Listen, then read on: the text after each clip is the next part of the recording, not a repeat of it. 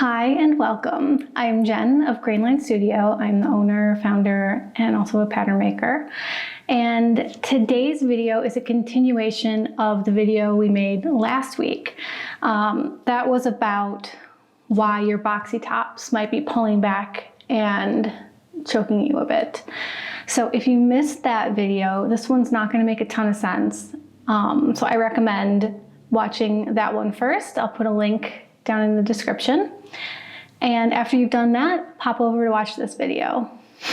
Now, if you watched last week's video, you'll remember I went through why that's happening, as well as what you can do to fix it. I just showed the adjustment for the back bodice, and then I walked you through the adjustments for the sleeve, just verbally. And a lot of you wanted to see what that looks like on paper. So that is what today is going to be about. I also received a few other questions that I'm going to address, specifically other types of garments and raglan sleeves, things like that. So the first thing I'm going to do before I show you the sleeve adjustment is walk you through 3 different types of bodices. The first is just a sloper, and we talked about that one last time. The second is the Corin top. A lot of you had a question about how that was drafted. And the third is a raglan, because I also got a few questions about raglans. And then after I show you those, we'll move into the adjustment. So if you're only interested in the adjustment, you can fast forward now. This is the bodice sloper front and back that I used last week to illustrate the fact that the back shoulder should be taller than the front shoulder. So you can see that here. And if you remember, I mentioned that the front armhole is usually shorter and more scooped than the back, and that's because of the shape of the body. So you can see here, more scooped, more straight. Now, what that looks like on the sleeve is this. So at first glance, they look very similar, the front and the back. Here's the back, 2 notches, the front 1 notch, and then here is the shoulder notch.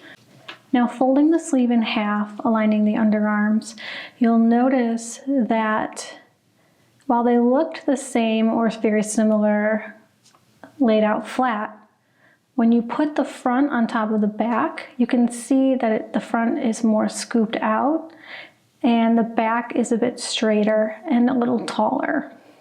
And here I've opened the sleeve and traced off the front onto the back, and you can see the front and the back are not the same. Another question you all had for me was regarding the Corin top, which I was wearing in the last video. So you wanted to know if you need to do this adjustment to the Corin top, and the answer is no. The pattern was drafted so that the front armhole, the front shoulder, is shorter than the back shoulder. Now, if we were to align the underarms, you can see the front is shorter than the back. There you can see the line I've drawn.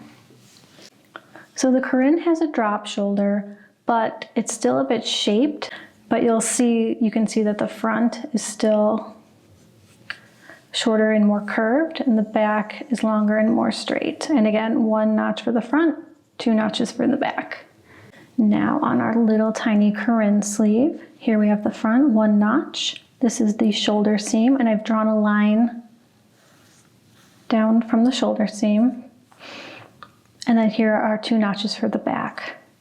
So if we were to fold the pattern in half like we did before, it is so hard to see because this is so tiny and the sleeve cap is so flat, but there is a teeny tiny difference between the 2 edges. But the biggest difference is you can see the grain line is on the halfway point between the 2 underarms, and you'll notice the shoulder seam is pitched towards the front. And that is because the back is taller than the front of your body, and so the sleeve needs to be able to sew to the armhole. Now, a few people also asked me about raglan sleeves, whether or not the same holds true with the shoulder or the back being taller than the front. And I just want to be clear that this is not a matter of something that's only for boxy tops. It's just that I see this a lot in boxy tops where the front and the back are the same length. The body is not the same length in the front and the back, and therefore your pattern should not be the same length in the front and the back. And again, I'm just talking about from the armhole up. Obviously, they need to be the same length from below if you want them to sew together, unless we have some sort of, uneven hem or whatever. But so it's not just boxy tops, it's every top, because this is how bodies are formed, made. This is what they measure as. And therefore the patterns that fit them all need to follow these rules. So yes, it is the same for raglans. Now, this is the Cortland pattern. This is a trench coat pattern we have. And here you can see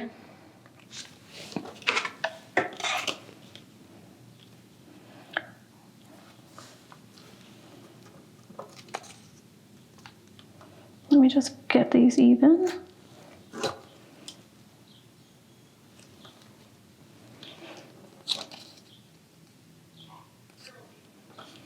And here you can see right across that the front is shorter than the back, again, because that's how your body is.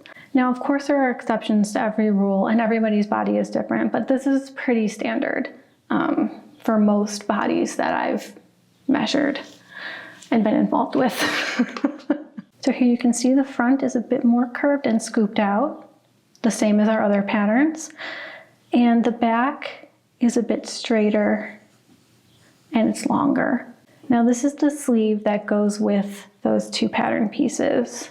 You can see here we have a dart, and that is very common with raglan because this is going over the shoulder and we need to make the turn for the shoulder.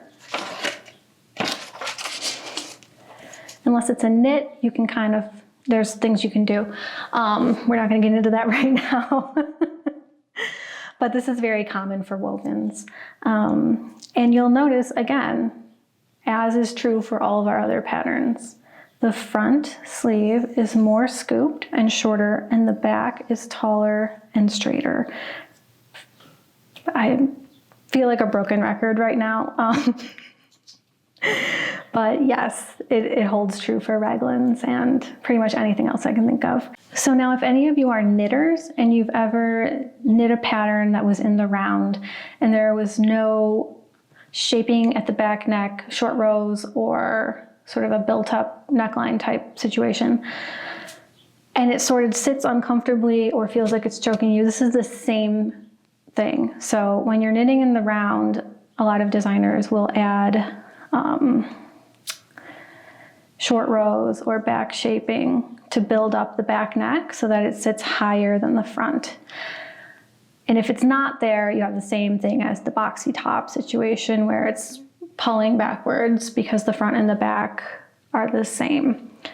So when I'm knitting, like say a raglan pattern, I usually knit in the flat. This is a totally different video. I don't even know why I'm telling you guys this, but like one of my favorite raglan knitting patterns is a Julie Hoover pattern because she has different increases for the front and the back of the raglan sleeve. So it fits really great and it's not choking me or just doesn't feel weird. It sits really nicely.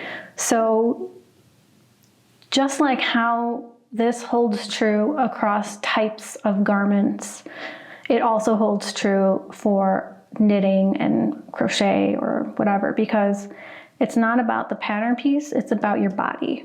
Now for the sleeve adjustment you've all been waiting for. Here we have our sleeve cap. And again, there's no seam allowance on this pattern, so I'm going to just walk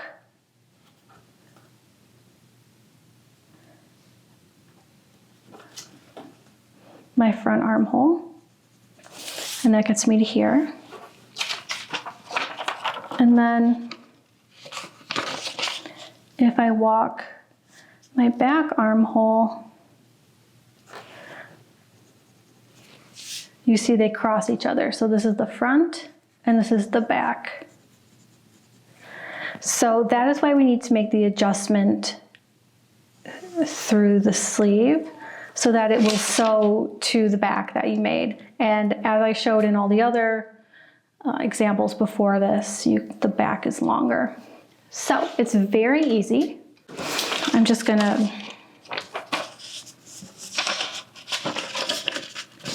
mark where I made my adjustment.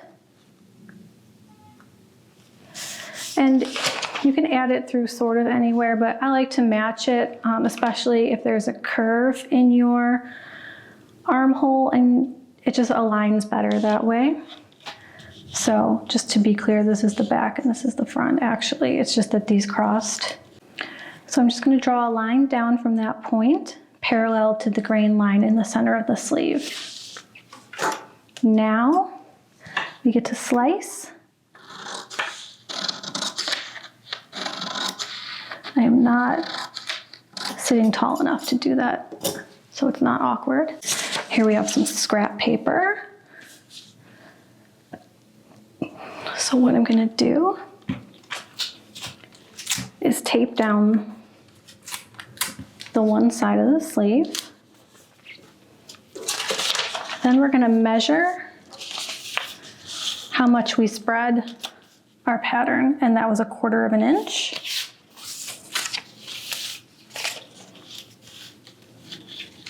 Sorry, my ring light is casting a weird shadow here, or a weird highlight. So we're gonna just draw our 1/4 inch.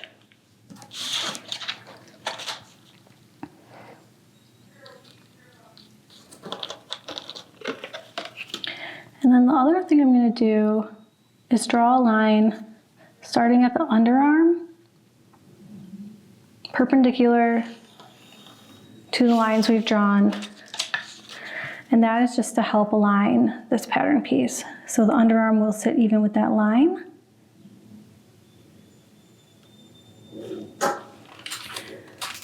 And we just tape the pattern piece down.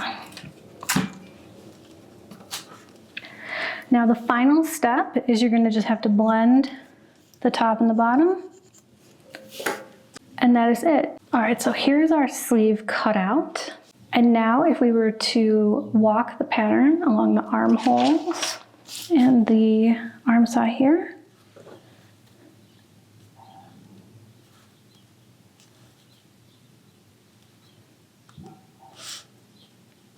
there we go.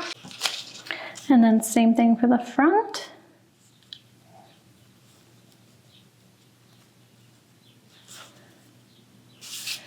They both hit here. So this is the shoulder seam notch. Now I would recommend putting in a notch system here because this is no longer centered. But your pattern should have that you're working with. One quick note, there's nothing to ease into this sleeve because it's so straight. The more dropped your sleeve gets, the less easing is needed. And that's just a whole other topic that we're not going to discuss right now, sleeve fitting. But yeah, so that is how to adjust your sleeve so that it sews into your pattern properly. All right, so that is it for today's video. I hope you found that informative and you are able to make your adjustment to your sleeve quickly and easily. If you have any questions, let me know in the comments below. We had a ton of really great questions and conversations after the last video, so I really encourage you to let me know what you think, what you want to see in the future as far as videos, and just anything else. It's fun to talk to you guys. So that is it. Make sure you're subscribed to the channel so you don't miss any of our updates, and I'll see you back here for the next video. Bye-bye.